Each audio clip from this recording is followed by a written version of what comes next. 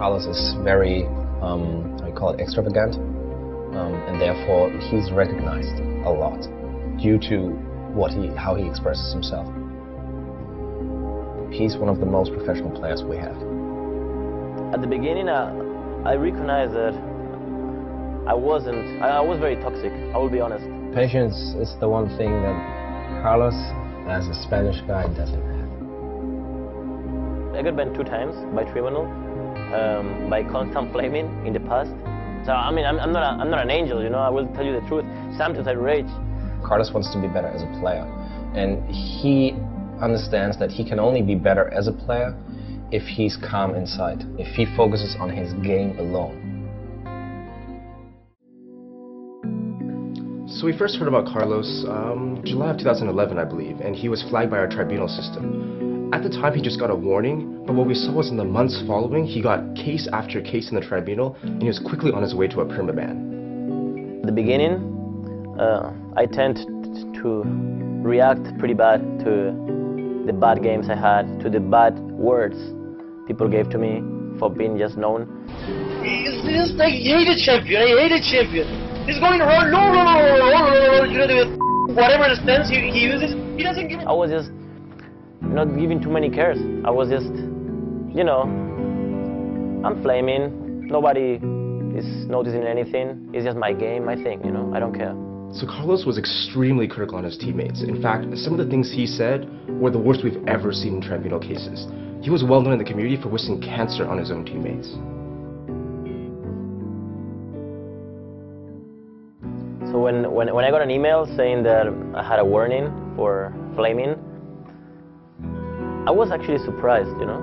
I thought my behavior was like everybody else's behavior. Oh, this guy, man. This guy is a douchebag, man. It was the repeated tribunal cases that really made Carlos realize the severity of his actions, and that, you know, there would be consequences for these actions. It's not a perfect situation. If once you get stamped like that, the community will always look at you.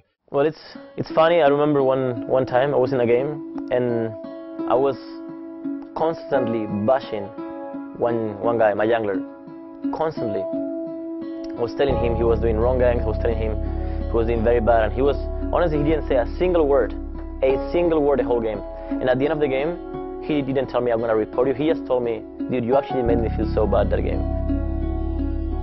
I kind of have a feeling for when he's having trouble in his personal life, something is bothering him, and then I can see it when he's playing as well. You know, it's something really sad that something like this has to happen for me to realize, but it teach me the most important lesson of my life, like literally. And since that moment, and the moment I went to Gamescom in 2011, and I found a guy in a wheelchair that came from Paris actually, only to see me, and he saw me, I was a role model for him, and I was his idol. I realized that if I want to be a role model, and if I act like a douchebag, they're gonna act like that too. I decided to change myself, literally, thanks to those 2 things. Carlos was one of the pro players that he came to us. You know, he came to us and said, I'm a pro player and there's responsibility with that, and I want to change. How can you help me? I tried to watch his stream as much as possible and talk to him while I was watching the stream. So when he was, you know, shouting out some stupid comment, something that was in the direction of being toxic, it's like, hey, no, this is not the direction we want to take this. Now I decided to filter what I read and only read the good stuff. If I start reading, also, Lord, you are so, okay, I stopped. So Carlos isn't perfect. You know, in the middle of games, he's still gonna rage, he's still gonna feel frustrated. But instead of taking his own team down, he's now the guy that keeps his team together. Right now, I'm a person that still rages, of course, inside of me. But I try to make sure people around me don't feel it.